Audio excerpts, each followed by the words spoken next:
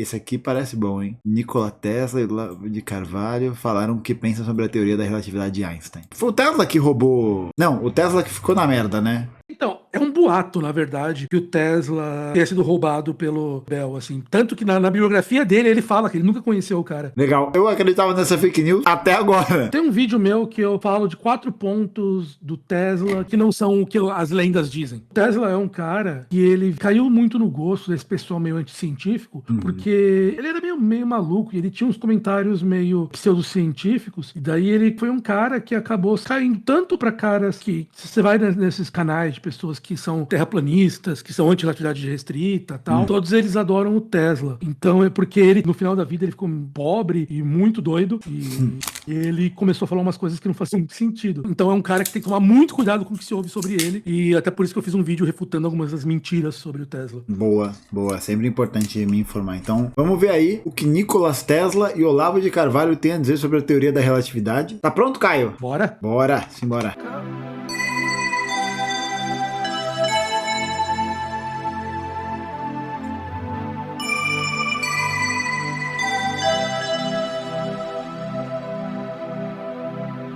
A teoria da relatividade é um mendigo envolto em púrpura Nossa, uau. que pessoas Não, cara, tem que ser corajoso pra começar o texto assim. Vamos ver o que vai vir. ignorantes levam para um rei. Uma massa de erros violentamente oposta aos ensinamentos dos grandes homens da ciência do passado e até do senso comum.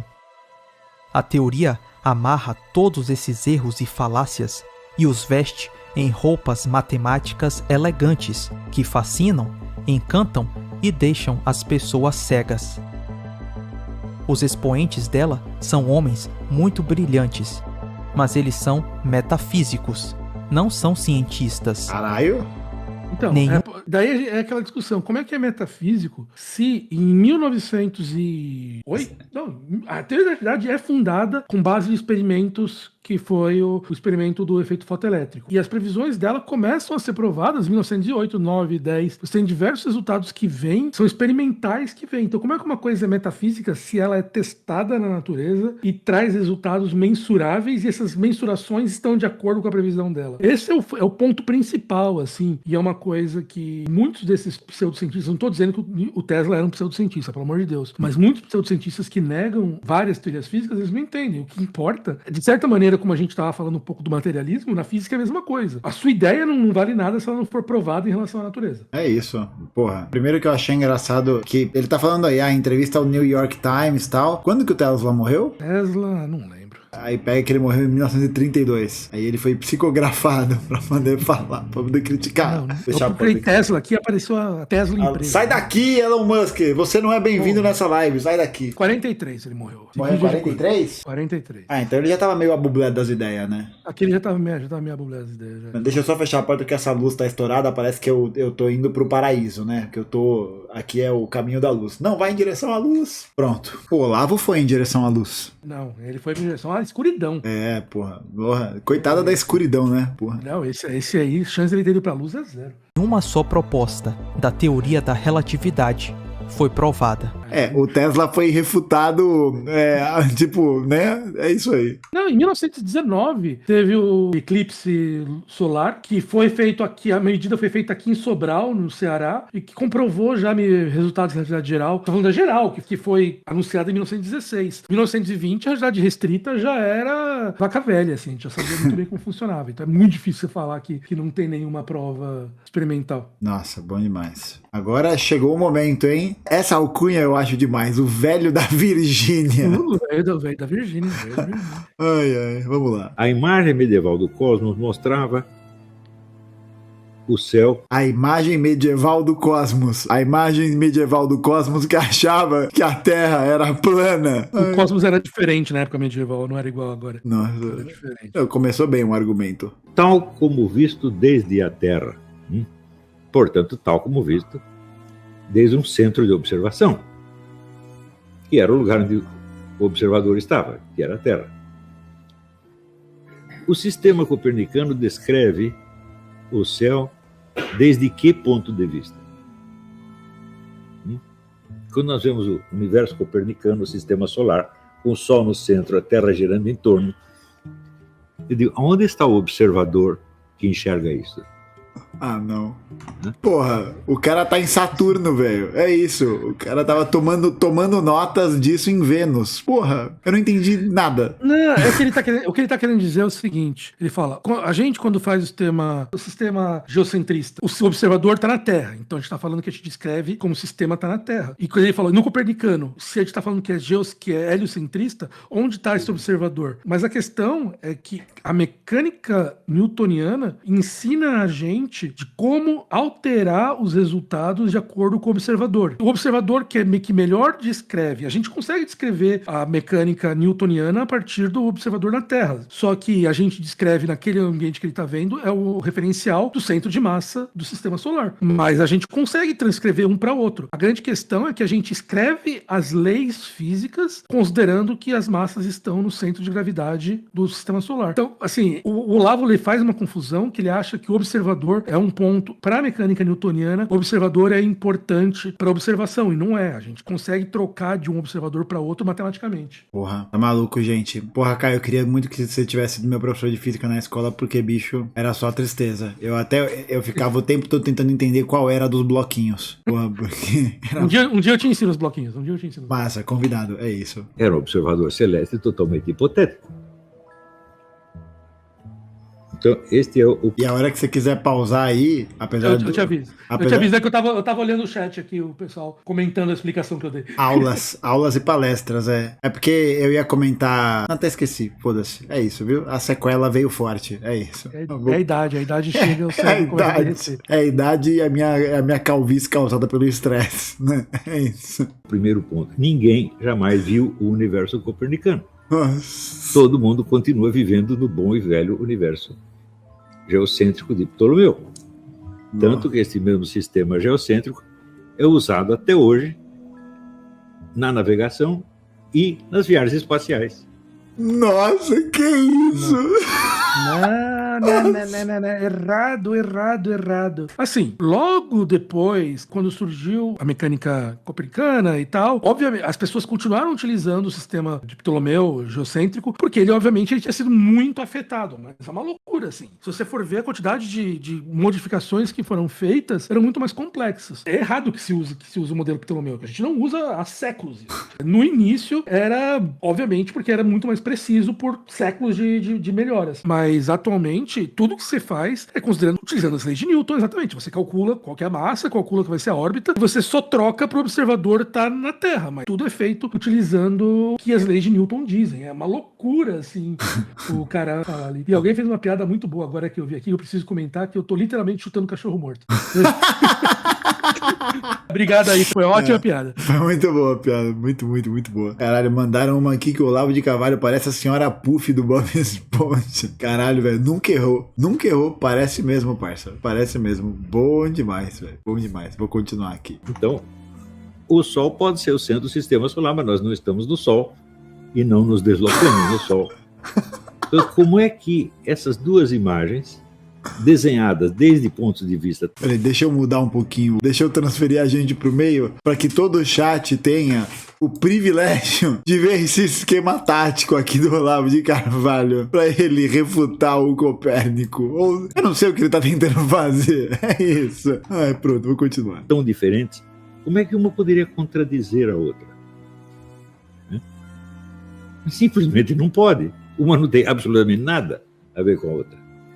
O segundo ponto. A imagem medieval... Você quer comentar alguma coisa?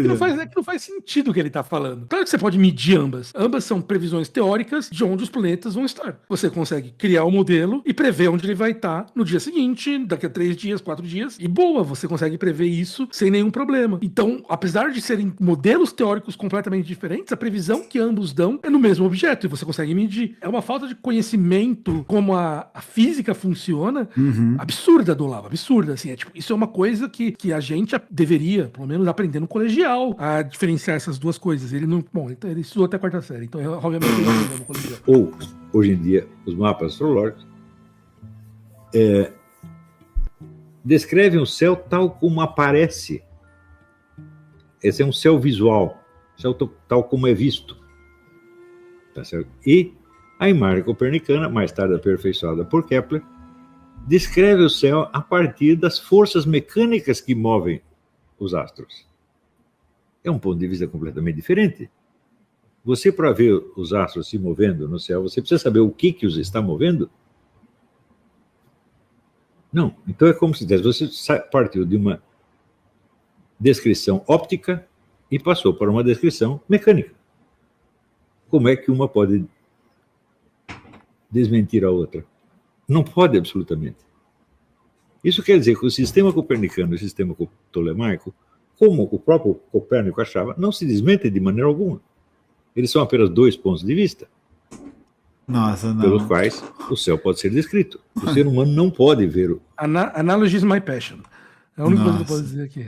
Analogia é a minha paixão completamente, pelo amor de Deus. Vou continuar aqui, peraí. Os planetas girando em torno do Sol, não tem como ver isso.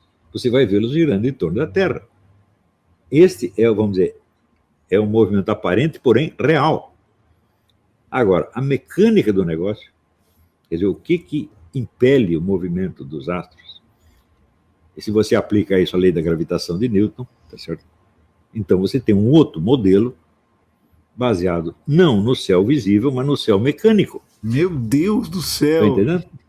Ora, Você quer comentar alguma coisa? Porque eu não tô entendendo nada. Ele tá física freestyle aí. Basicamente ele tá dizendo, de um lado você tinha um cara que observava o céu, ele fazia medições através de um sistema que ele observou o céu, então basicamente ele foi lá e mediu onde estava cada planeta e fez a previsão de onde ele ia estar, e do outro o cara que pegou e fez um modelo mecânico explicando por que aquele corpo se move. Ele tá falando que um não tem nada a ver com o outro. Mas, de novo, ambos fazem previsão da onde o corpo vai estar. Então isso te permite que, só observando o modelo visual, previsão dos pontos no céu, ou você observar esse modelo mecânico, você consegue prever a posição dos corpos e aí você consegue descobrir quais são as vantagens. E aí é aquela questão que você pega. A previsão mecânica é uma previsão que está explicando como o sistema funciona, está explicando as forças que o sistema funcionam, está explicando como toda aquela física vai acontecer. O outro, o modelo ptolomaico, é somente observacional. Hoje o planeta estava aqui, amanhã ele está lá, depois de amanhã ele está lá e tal, e tal, e tal. Então, um está olhando para o passado para tentar fazer previsões para o futuro, e o outro, naturalmente, vai estar explicando o futuro a partir das forças que compõem ele. São métodos completamente diferentes, mas ambos são verificáveis com o quê? Você consegue medir a posição da porra do planeta no céu. Então, se não importa o método que você está fazendo, você consegue ter uma verificação clássica em relação a isso. Bom demais. Você viu, gente? É muito mais legal você ter um físico de verdade do que ter o ex-físico freestyle Olavo de Carvalho, que era membro fundador do CPTK. Centro de Pesquisas Tirei do Cu. Exatamente. Esse cu frouxo que está debaixo da terra, né? Que agora... Será que os vermes comeram a carne do Olavo de Carvalho? Acho que não, cara. Acho que nem eles chegam. Ei, Olavo de Carvalho, cai fora. Não, pelo amor de Deus, o que é isso? O que o céu mecânico pode desmentir o céu visível? Um céu vai chegar pro outro e falar: não. Não. Aqui não. Eu sou o céu de verdade. Você, céu visível. Você, céu mecânico. Você, cai fora. Sai fora. Sai daqui. Sai. Chispa. Sai. Se as forças físicas fazem os planetas girarem em torno do Sol, isso impede que, vistos desde a Terra, eles continuem girando em torno da Terra? De maneira alguma. Né? Então, a confusão, vamos dizer, do panorama visível com o esquema mecânico. Sabe quando você pega assim, você pega um macaco batendo palavras, ele faz um texto mais coerente do que o que ele tá dizendo. A gente tem que ir depois num site, Caio, chamado Lero Lero Generator. Porra, ele fácil usou esse site. Fácil. Porra, Lero Lero Generator gera umas frases bonitas pra cacete, velho, e que não significam nada. É o que ele tá fazendo aí. Mas tem uma coisa que eu li uma vez sobre Olavo, não dele, tá, gente? Pelo amor de Deus, tá? Só a Laura pra se torturar desse jeito. Lê Olavo de Carvalho direto da fonte. Pela nossa senhora. Mas tem uma coisa que ele fazia nos seminários dele, é que as aulas eram intermináveis. Você percebe que ele não é 0% culto. Ele sabe quem é Kepler, ele sabe o que é modelo ptolomaico, ele sabe dessas coisas. Apesar de ser tudo errado, é aquela coisa, o cara tem o argumento da autoridade intelectual de certos termos. Então, quando ele vendia lá o curso de filosofia, o seminário do Caralho A4 lá no falecido site, a galera que frequentava esse espaço nem sabia o que era isso.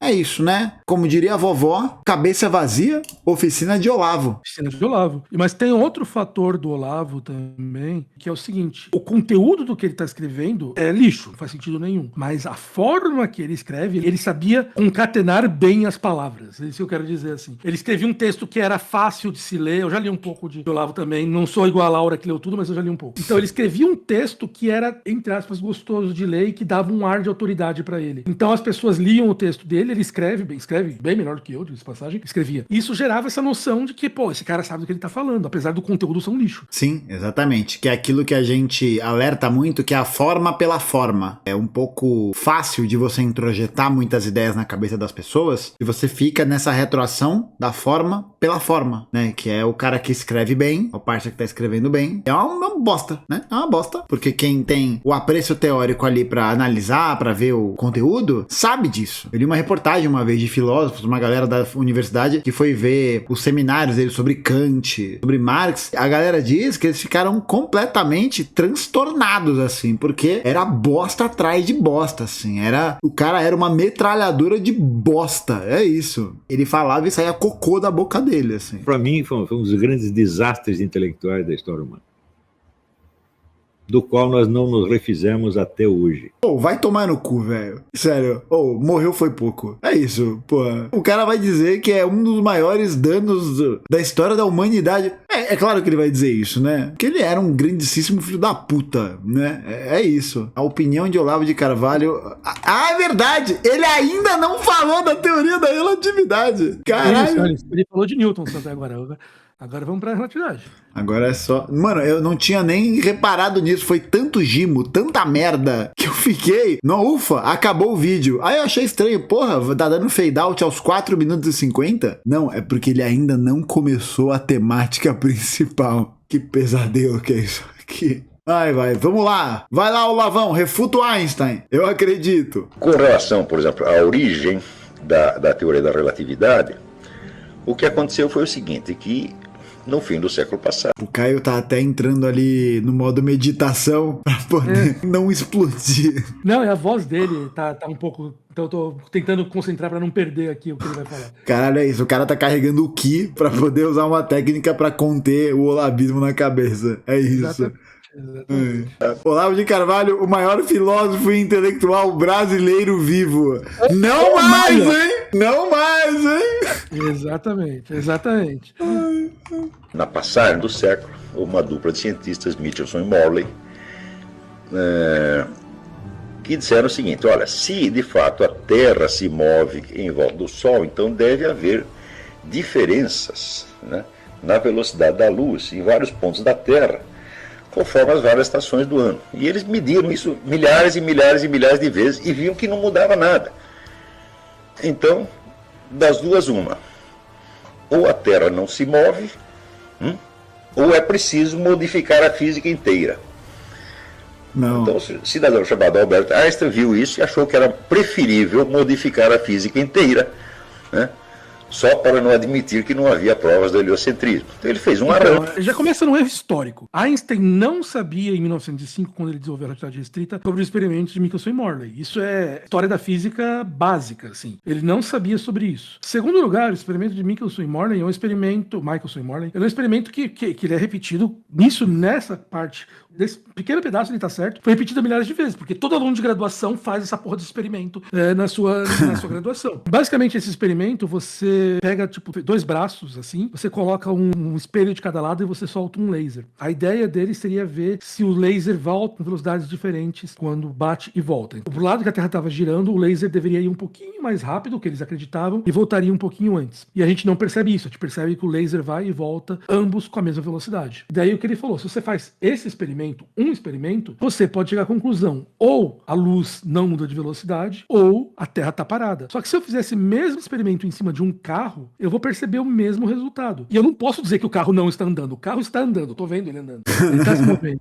Então, quando você faz isso, você basicamente vê que, se o mesmo resultado deu em cima da bancada, em cima do carro, e o resultado é o mesmo, então não é que a Terra está parada, porque senão eu também teria que chegar à conclusão que o carro está parado. A conclusão é que a luz se comporta de maneira diferente do que eu te imaginava. E daí daí que isso é uma coisa muito louca. Não sei se você sabe disso, Gustavo, mas basicamente o que eu tô querendo dizer é o seguinte. Vamos imaginar o seguinte. Eu tô parado aqui na minha casa e você passa de carro, passando do meu lado. O seu carro tá a metade da velocidade da luz. Na hora que você tá, porque você passa bem do meu lado, você liga a lanterna.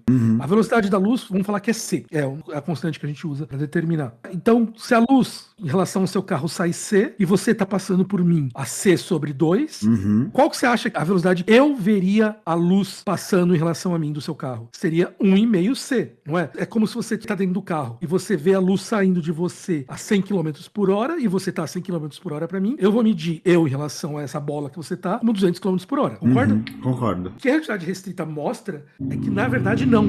Você vai ver a luz se afastando a C e eu também vou ver a luz se afastando a C, o que é completamente contra-intuitivo. Então, nós dois vamos estar vendo a luz se afastando à mesma velocidade, apesar de você estar se movimentando em relação a mim. Caralho, tipo, eu tô tentando montar essa visualização na minha cabeça e eu vou admitir, está difícil. Tá difícil. Se eu tivesse uma lousa pra desenhar, seria tão mais fácil. Ô, chat, vai tomar no cu, porra. Não precisa me expor desse jeito também, né? Alguém mandou aqui uma muito boa. Concordo. E dá uma risadinha. Sim. Inclusive, a teoria da relatividade ela é muito conhecida justamente porque ela altera as nossas antigas concepções que existiam sobre como a gente vê a luz se comportando, né? A luz deixa de se comportar como partícula ou ela passa a ser partícula, não é? Um isso negócio assim? Não, isso é outra coisa. Então, isso troquei tudo. Então, não, é um erro bastante comum. Assim, na quântica antiga, quando a gente começou a entender a quântica, o que aconteceu? Um monte de cientistas começou a pegar a teoria newtoniana e começou a tentar modificar ela para explicar da maneira que a gente via na quântica. Um desses caras é um francês chamado de Broglie e ele fez uma explicação que ele fala que é o princípio de partícula-onda, onde ele fala que todo objeto se comporta ora como partícula e ora como onda.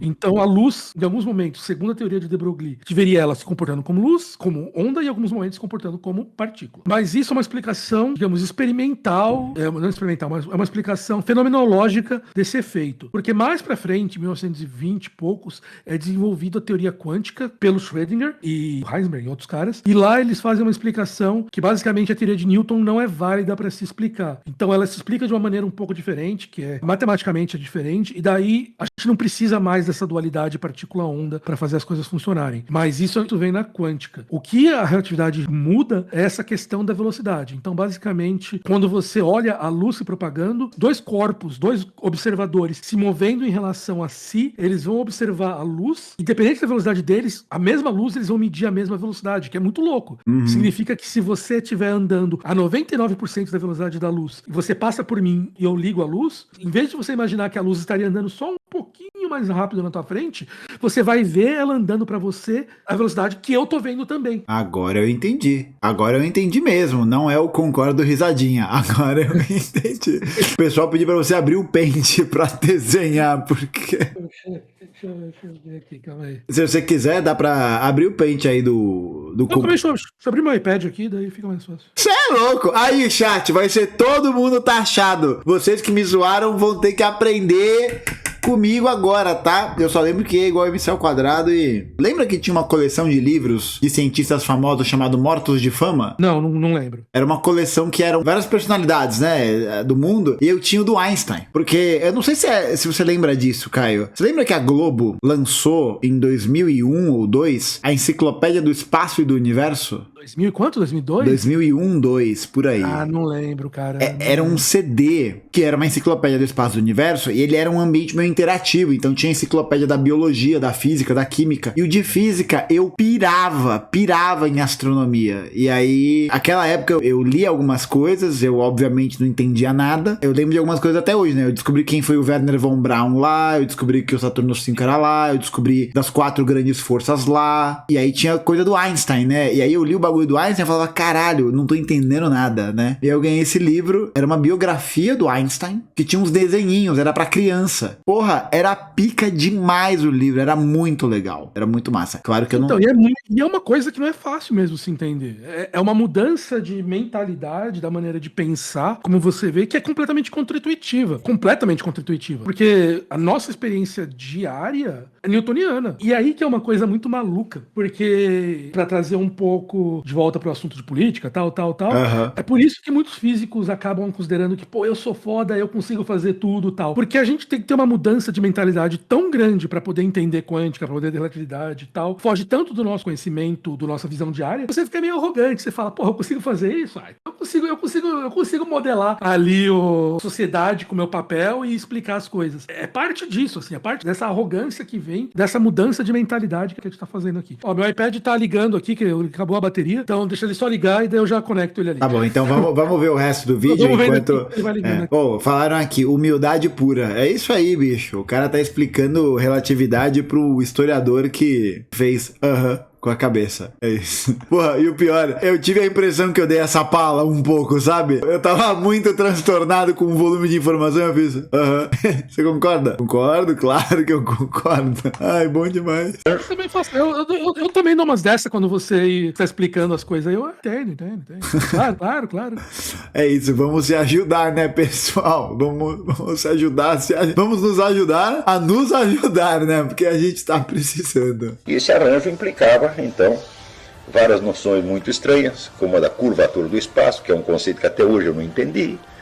Tá certo? Quer dizer, normal. Não, é bom que o conceito dele eu não entendi, portanto, é mentira, né? Se eu não entendi, só pode ser mentira. Exatamente. como é que você acha que o espaço ocupa um lugar dentro do espaço? Uma coisa que não ocupa um lugar dentro do espaço não pode ser nem curva nem reta. Tá certo? Então, se você disser o espaço curva... Nesse momento, o Olavo de Carvalho bebeu o gimo dele, que era tudo que dava o efeito pra ele poder ter essa mentalidade incrível. Olavo levou o bebagimo até os últimos extremos, e ele bebia gimo de verdade. Tudo que está dentro dele, falou, ainda é possível, mas que o espaço em si mesmo seja curva, é uma noção que me parece um pouco esdrúxula. Né? Mais ainda a noção de que pessoas que viajassem através do espaço teriam várias idades ao mesmo tempo, e várias outras coisas muito, muito esquisitas, que nunca foram provadas, tá certo? Mas que eram intelectualmente muito elegantes e que, de algum modo, salvavam as aparências. Tá certo? Então, o fato é que, no confronto entre geocentrismo e heliocentrismo, não existe nenhuma prova definitiva de um lado nem do outro, e você pode usar um sistema de referência, como pode usar o outro, mas se você insinuar que a Terra não se move, que ela é o centro, as pessoas vão internar você imediatamente. E deveriam. E deveriam mesmo. Não, Caio, o Olavo tá errado mais uma vez. Sabe por quê? Porque teve uma pessoa que provou isso, que a Terra era redonda. Quem? Um tal de Yuri Gagarin. Exatamente. É isso, né? De que lugar era o senhor Gagarin? Acabou. Eu termino meu argumento aqui. Encerro aqui. Eu preciso agora fazer uma coisa que me deixa muito puto quando eu vejo as pessoas falando que os Estados Unidos ganhou a corrida espacial. Porque você olha todos os pontos, primeira pessoa no espaço, primeiro objeto em órbita, primeiro satélite lançado, tudo União Soviética, os Estados Unidos foi o primeiro a chegar na Lua. Então, quer dizer, você tem uma corrida de 500 pontos, a União Soviética ganhou 49 e os Estados Unidos ganhou e eles se declararam campeões. É claro, né? O próprio, aquele filme maravilhoso, o Estrelas Além do Tempo, que é um baita filme, aliás. Qual? É aquele que são das matemáticas negras que estão... Hidden Figures, eu sei. Isso. Desculpa, gente, eu morei muito tempo nos Estados Unidos, aí eu sei o nome dos filmes em inglês. É bom demais, não. Você tá autorizado a usar o idioma Yankee aqui, né? Você tá autorizado porque você é um camarada e tá autorizado. Agora, se você vai usar o idioma Yankee, você mora no Brasil, só morou no Brasil, não, tá errado. Aí você tá errado, tá incorreto. Aí você tem que parar de ser imperialista. A galera falou, o Caio pode falar em imperialismo. Caralho, bom demais. O estrago que esse parça fez na cabeça das pessoas é um negócio além do tempo, sabe? É um negócio maluco. E por falar em além do tempo, eu ia comentar lá do filme, né? Tava falando que como é que é o nome? A missão que elas participam, que é a missão Mercury, vai ser pra poder competir com a missão Vostok, né? Que é acho que foi a missão que o Yuri Gagarin foi. Acho que foi a Vostok, não lembro agora. Não, Vostok era o satélite. Enfim, foi na missão. E era sempre isso. Era sempre os Estados Unidos correndo atrás do prejuízo da União Soviética ter lançado primeiro. Era sempre isso. E várias coisas importantes, né? Estação espacial, a Valentina Tereshkova, que foi a primeira mulher a viajar pro espaço. Acho que a Valentina Tereshkova foi tipo 2 anos depois do Yuri Gagarin, 3, 4 anos depois, um negócio assim. A primeira mulher mulher dos Estados Unidos a viajar foi só nos anos 70, gente. Só nos anos 70, mais de 10 anos depois. E tem estação espacial, primeira caminhada no espaço também é da União Soviética. Mas a gente chegou na Lua. Tô olhando pra baixo porque eu tô procurando um aplicativo pra poder desenhar aqui no iPad. Caralho, Então, eu tô olhando pra baixo, dedicado demais, cara. Que isso? Estátuas serão erguidas em sua homenagem. Então, por isso eu tô olhando pra baixo aqui, não é que eu tô ignorando vocês, não. E se você for pensar de maneira séria, porra, do caralho que os caras chegaram na Lua. Já é do caralho, já caralho pra se comemorar, porra. Não precisa inventar uma vitória que você não teve. Só chegar na Lua do caralho, já porra, tá mais bom. Não, é exato, porra. É um negócio foda, velho. Foda. Que é isso, né? É uma análise tecnocrática faria com que a gente visse esse fenômeno como um fenômeno isolado. Que é o que algumas pessoas fazem, por exemplo, com o Elon Musk, sabe? Que a galera fala, ele é muito foda, mas, ele enquanto pessoa, eu não me envolvo. Ele é meio polêmico, né? Esse é o novo eufemismo pra racista, né? Pra um filho da puta. Ele é uma pessoa polêmica, né? Ele é polêmico. E aí a gente pensa, não, tecnologicamente é foda, mas essa tecnologia tá sendo usada pra quê, né? Pra quem? Porque todo desenvolvimento técnico-científico tem um interesse material, político, ideológico por trás, né? Sim, não, e assim, eu sou muito amigo do Sérgio Sacani, do Ciência Todo Dia, e ele é uma pessoa que é bastante fã do Elon Musk, e eu discordo plenamente dele por causa disso que você falou, assim. Eu não consigo separar a pessoa da obra e falar, ele faz coisas interessantes, ele desenvolve os robôs lá, ele faz as coisas, e por causa disso eu vou ignorar todas as outras coisas que ele faz, todas as besteiras que ele fala, o fato dele ser um filho de um contrabandista de diamantes, fazer diversas coisas muito, muito zoadas, assim. Eu não consigo separar isso. Então, eu discordo muito do Sérgio nesse ponto, e é aquela coisa, amigos ali, e a gente discorda nesse ponto, mas eu discordo plenamente dele nisso aí. Sim. Eu acho que eu endosso a sua posição, né, Caio? Não tem como separar. Não tem como, porque não existe essa separação fundamental, né, de elaborar uma ciência ou uma tecnologia sem pensar para que ela serviria e a partir do que ela veio, né? Porque senão isso seria dar para o desenvolvimento técnico-científico um lugar acima do bem e do mal e que de alguma forma constituiria um bem para toda a humanidade, né? É muito essa visão do progresso como um carro-chefe. E não importa o quê, não importa para quê, não importa quem. É bom. É igual aquela merda da Starlink, né? Aquela bosta que é cara, ruim e vai ter satélite na Amazônia porque, né? É isso, a gente tá fudido. Tem outras questões também, tem a questão do Starlink ser isso, mas ele não conversou com a comunidade científica sobre os riscos, sobre os efeitos que isso vai ter nas observações de satélite. Tem vários pontos ali que são muito mais complexos do que somente, o Starlink é bom ou o Starlink é ruim. Ele foi muito, eu vou fazer e foda-se o que as pessoas estão querendo. Exatamente. É muito complexo. Bom, eu acho que eu consegui fazer um negócio aqui pra poder desenhar. Então vamos lá. Então, deixa eu roubar a tela aqui, Gus. Bora, pode roubar. Como é que você vai fazer? Eu vou roubar a tela aqui. Show de bola. Então vamos imaginar que tá aqui o Caio, bonezinho pra trás, como manda. Daí aqui tá passando o Gustavo, um pouquinho menor, cabelinho. Da hora. Cabelinho aqui. Daí você tá andando pra cá com a velocidade de 100 km por hora. Você tá no seu carro andando na velocidade de 100 km por hora. Na hora que você passa por mim, eu pego e jogo uma bolinha pra frente a 99 km por hora. Qual que vai ser a velocidade que essa bolinha, você vai ver essa bolinha andando em relação a você? Normal. Pensa no seu carro. Pensa que você está dirigindo num ônibus. Em relação a mim? Eu jogo a bolinha. Você vai olhar pro lado. Se eu jogar 100 km por hora, você vai ver essa bolinha do seu lado. Concorda? Sim, concordo. Ela vai estar do meu lado mesmo, sim. Se eu jogar 101 km por hora, você vai ver ela andando um pouquinho mais rápido que você e indo mais a 1 km por hora de você. Concorda? Sim, ela só é muito sutilmente mais rápido ou mais devagar? Vai estar realmente um pouquinho mais rápido aqui. Mas você vai ver ela andando devagarzinho em relação a você. Agora vamos imaginar que tá aqui o Caio de novo, com um chapeuzinho para trás. Só que agora, em vez de lançar uma bola, eu uso uma lanterna. E eu acendo aqui um feixe de luz. Tá vindo aqui. E nesse momento, você tá o Gustavo aqui, cabelinho aqui, e você tá andando dentro do seu carro a 99% da velocidade da luz. Certo. A luz aqui da minha lanterna tá saindo a velocidade da luz. A C, sim. O que você imaginaria? Que você veria? Se você olhar para essa luz que eu lancei, você imagina que você veria ela... Um pouquinho mais rápido. Um pouquinho mais lenta, no caso, né? Um pouquinho mais rápida que você. Isso. Ela estaria 0,1% mais rápida que você. É o que você imagina, concorda? Daí que vem a coisa. O que Einstein mostra é que, nesse caso... Deixa eu ver aqui rapidinho. Rolou até uma aceleração do desenho para explicar. Isso. Nesse caso, eu vou estar vendo a luz saindo à velocidade da luz, mas você, a olhar essa luz que eu lancei, você também vai ver ela andando à velocidade da luz. Você não vai ver ela 0,1%, bem pertinho de você. Você vai ver ela passando para você a mesma velocidade que eu estou vendo lançando em relação a mim. Caralho, agora eu entendi. Então, essa é a diferença. O que Einstein mostra é que a velocidade da luz no universo é absoluta.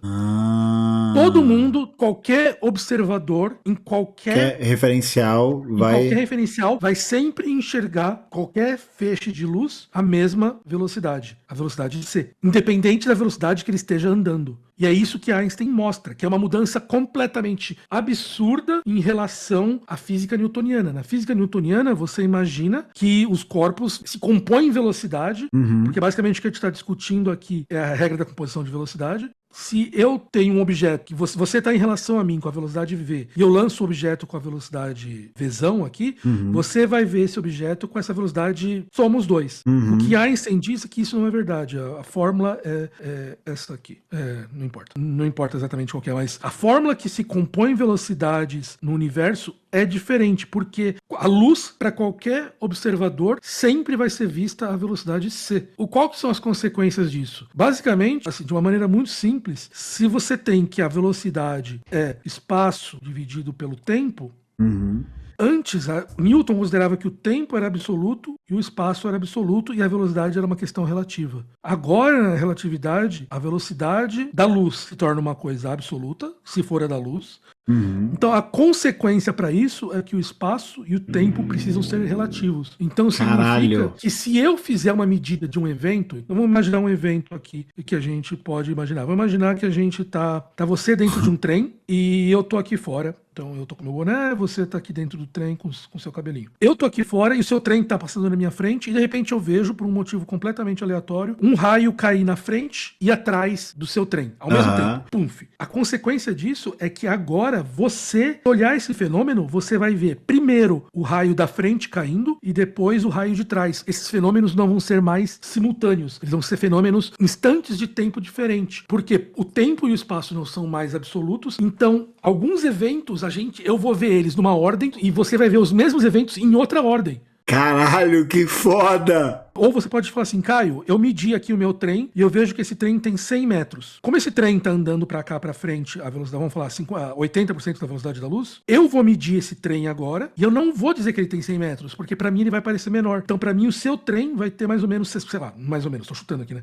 Eu posso falar que seu trem tem 60 metros. Então o mesmo corpo, você vai fazer uma medida, você vai medir o comprimento de um trem, ele vai ter um determinado tamanho, eu vou medir o comprimento do mesmo trem e eu vou ter outro tamanho. Novamente, o tempo e o espaço começam a depender do observador. E essa é a grande mudança teórica da relatividade restrita. Você passa a eventos e tamanhos e efeitos físicos começam a depender de um observador, de como você mede isso. Caralho, agora eu entendi. Isso em relação a corpos que estão na velocidade da luz, né? Não, que andam, não precisam estar na velocidade da luz. Assim, Einstein começa fazendo com a luz. Ele desdobra pra... Ele desdobra que existe, basicamente, mais uma aqui, ok? Existe uma constante que a gente chama de gama, que basicamente diz o efeito. É um gráfico aqui. Basicamente, aqui é a velocidade da luz. Essa função, ela fala que quando a gente está a velocidades próximas, basicamente tudo é igual a Newton. Quando a gente chega à velocidade da luz, explode. Então, quanto mais rápido você tá, maior vão ser esses efeitos que você tá vendo. E nada pode chegar à velocidade da luz. Entendi. Agora eu entendi mesmo. Sem o risadinha. Tem um risadinho. Caralho, muito foda, Caio. E essa é a grande diferença. Essa é a grande diferença da relatividade. Por isso que existe uma mudança tão grande. E é por isso que pessoas que não tiveram... Vamos pegar o caso do Olavo, que é um cara que, novamente, estudou até a 4ª série. Ele observa o mundo e ele fala, não, eu não aceito que o mundo mude tanto na questão quando você adiciona a relatividade. Não aceito isso. Não funciona. E é por isso que ele nega tão veementemente a realidade restrita, a relatividade geral, a quântica, porque elas são não intuitivas. Elas quebram a nossa intuição física que a gente teve a nossa vida inteira. Porque a gente não consegue enxergar. Se a velocidade da luz fosse 100 km por hora, todo mundo ia saber a relatividade de criança. Porque ia ser uma coisa que a gente vê no nosso dia a dia. Mas aqui a gente não vê. Muito foda. Nossa, muito foda. E é isso, né? Como esse aspecto referencial da formação de uma ciência, por exemplo, ela impacta muito os sujeitos, né? Porque, porra, é exatamente isso que você falou. Alguém que viveu a vida inteira sendo martelado na cabeça que o socialismo deu errado, de que o nosso modo de produção é o ideal, de que ele é o que dá certo, não sei o quê. No primeiro momento que há uma confrontação disso, é normal que a pessoa entre em parafuso. Que ela fala, não, você é louco, tá maluco. É até uma herança meio cartesiana, né? É uma herança de um certo racionalismo cartesiano de enxergar a realidade a partir de uma perspectiva encerrada nela mesma. Não sei se faz sentido isso. Não sei se eu entendo. De novo, agora sou eu que tô aqui. Ah, não sei. Não, é que tem essa... Eu acho que é só é um tipo de racionalidade que lida com essas questões justamente como questões dadas. Né? Elas estão constituídas. Elas são assim, né? É um elemento a priori que define tudo. Que define antes de você estar, né? E como isso é imobilizante. Porque não permite com que a gente enxergue as nuances, né? Que não enxergue que, opa, peraí, né? Talvez tenha algo que eu não tô vendo. Né? Porra, muito foda, Caio. Muito foda. E assim, é importante dizer, assim, pra ficar claro, apesar, eu falei aqui um monte de blá blá blá, fiz experimentos mentais, tal, mas tudo isso foi medido. Existe um fenômeno que, de passagem, foi descoberto aqui em São Paulo, pouquíssima gente sabe disso. Foi descoberto aqui em São Paulo, no túnel da 9 de julho ali, que foi feita a primeira medição disso. Foi a medida de chuveiros de partículas carregadas na atmosfera. Basicamente, você tem a nossa atmosfera, daí a gente tem partículas andando, que vêm do Sol, que vêm de outras estrelas. Algumas vezes, alguma partícula bate no topo da atmosfera e destrói o átomo que está lá em cima e gera um chuveiro de partículas que vai para cima e para baixo, né? E ele explode aquele átomo em 1 bilhão trilhões de partículazinhas pequenininhas, muito menores. Se você for calcular o tempo de vida dessa partícula, não daria tempo dessa partícula chegar do topo da atmosfera até o solo. Ela deixaria de existir antes disso. Ela se dispersaria em coisas menores. Só que como ela está vindo com uma velocidade muito mais alta da luz, essa coisa que eu falei que o intervalo de tempo muda, permite que a gente detecte aqui embaixo. Então não daria tempo para detectar, mas a gente detecta. Por quê? Porque o tempo de vida da partícula no referencial dela próprio é 0,1 milissegundos, mas quando ela desce, a gente vê ela se movimentando, ela parece que ela vive muito mais, então ela pode ser que ela demore 1 segundo. Os tempos estão obviamente completamente errados aqui, mas pode ser que ela dure 10 segundos pro nosso referencial. Então, aquela mesma partícula vai se destroçar no final, só que no relógio dela, se tivesse uma pessoa com um relógio lá, teria passado 1 segundo, pra gente passou 10 segundos, pra gente aquele intervalo demorou 10 segundos, então ela chega aqui embaixo, dá tempo de chegar. Então isso é uma coisa medida, a gente mediu isso, a gente viu isso. Então não é só uma ideia maluca de um cara. Isso que é importante. Física é uma ciência experimental. A gente só faz as coisas, a gente só confirma coisas que foram medidas na realidade. E tudo que Einstein falou, até ondas gravitacionais, foi medido na realidade. Isso prevê coisas, a gente mediu na realidade.